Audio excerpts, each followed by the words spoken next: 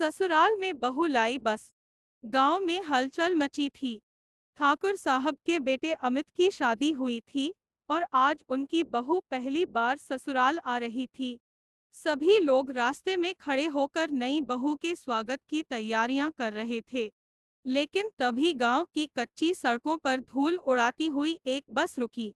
यह न कोई बारात थी और न ही कोई यात्री बस, बल्कि इस बस को खुद बहू नेहा चला रही थी। लोगों की आंखें फटी रह गईं। आमतौर पर बहू घूंघट में आती थी, सजी धजी डोली में, मगर यह बहू तो खुद बस की ड्राइवर बनी हुई थी। नेहा ने मुस्कुराकर दरवाजा खोला और नीचे उतरी। उसके आत्मविश्वास से भरे चेहरे ने ससुराल वालों को चौंका दिया। सासू माँ का मुंह हैरानी से खुला रह गया और गांव की औरतें खुसर पुसर करने लगी, यह कैसी बहू आई है, खुद बस चलाकर। नेहा ने प्यार से कहा, मैं शहर में बस ड्राइवर हूँ और यही मेरा पैशन भी है। शादी के बाद भी इसे जारी रखूंगी।